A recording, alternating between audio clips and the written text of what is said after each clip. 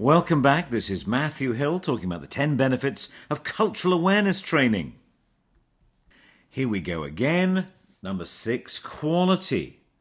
To achieve global standards of excellence, you must understand the values and the practices of other people from other cultural worlds. The outcome will be cooperation, exchange, consensus and inclusion, and a singularity of purpose critical in the global commercial world. Whether that's applied to business process re-engineering or quality measures, 5 Nines, 6 Sigma, TQM, ISO, TÜV. If it needs cooperation, you need to raise your cultural awareness and understand how intercultural training makes all of this possible. Number 7, competitive advantage. Poorly managed diversity gives you underperforming teams, so the worst teams in the world are diverse. Are you shocked? The best teams in the world are also diverse. And what's the difference? Cultural awareness and fantastic leadership. So we need to get you to be world class. Then you've got options. Deep local knowledge which you have access to. Competent rollouts. So an intercultural toolkit which is full and gives you the chance to release and unleash creativity and link everybody's way of thinking. It's a very powerful perspective. And this applies across many aspects of diversity, culture and difference. Country, gender, age, stage of life, physical attributes, colour, race, religion, work style, affiliation, sexual orientation, really, you name it. Great leadership in a cultural context is about raising awareness of other people's style. Leading diversity does not have to be a crash and burn mission. By the way, ask me when next time we meet to talk about the American general in Central Europe for a telco, if you want a story of classic crash and burn.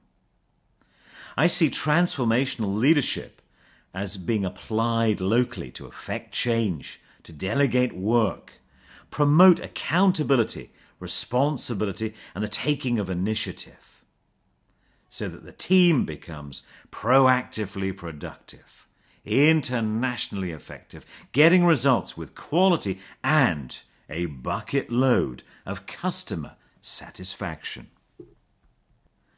Wouldn't it be amazing if we could achieve number 9? The zenith of corporate life with fewer meetings, shorter meetings with less people inside, with relevant agendas, engagement of all involved, and a functional output. Not these life-threateningly boring sessions where everyone within 15 minutes has drifted off to sexual fantasy and shopping lists. So where we break up the type of meeting, is it a relationship builder, crisis handling without blame, or a progress chaser? These are the most tedious of all. So why not stand up and shout out the headlines? Keep it down to 7 minutes or less. And we can take it from the physical to the conference call, the video conference. Do you remember your first video conference? Maybe you laughed at the crazy inappropriateness and the misunderstandings. It was funny the first time. It's just frustrating after number 5. And on number 55, your human rights are being infringed.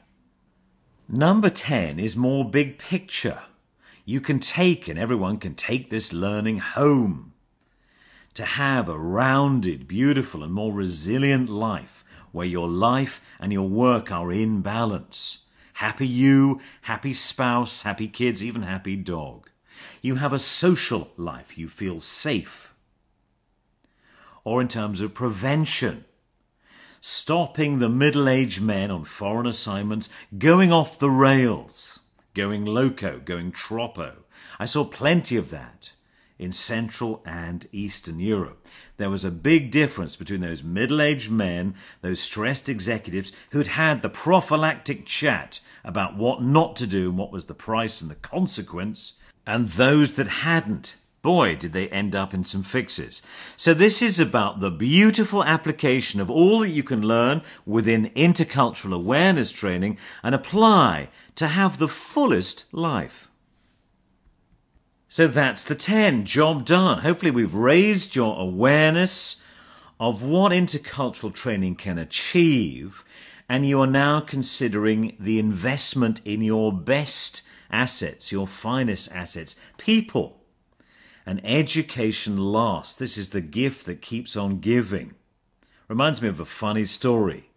Someone talking about training in a conversation said, "What if I train my staff and they leave?"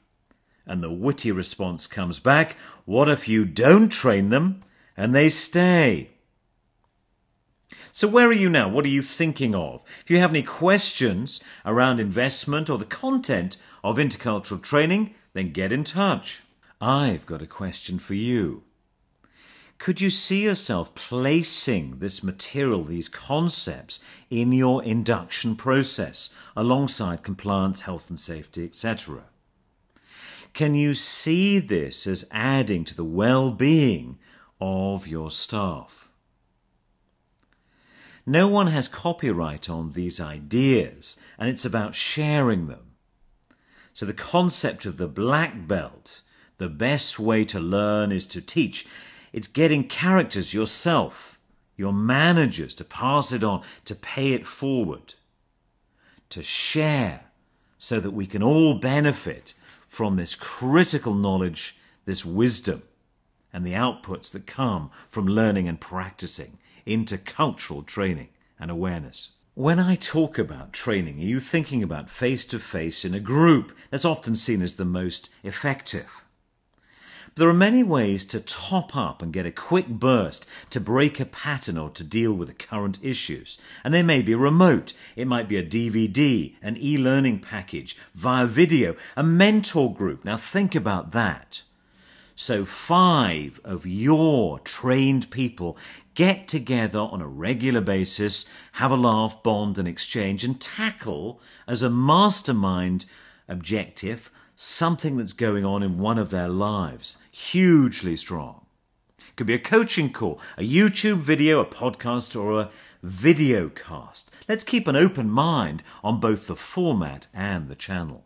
We're coming to the end, and what have we covered? Saving time, saving money, creating happiness and giving peace to the HR department, and resolving conflict.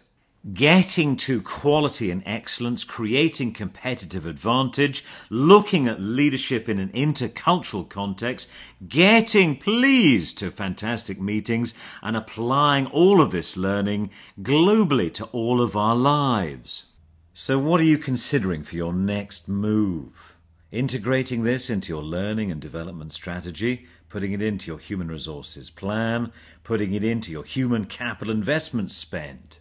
In conclusion, it's about going global, becoming much more customer focused, and working in a human and humane environment. It's been a pleasure spending some time with you. I know you have a busy schedule. If you need something further from me, give me a call. Here's the telephone number, or drop me a line. An email is always welcome. This has been Matthew Hill, describing the benefits of intercultural training. We'll see you soon.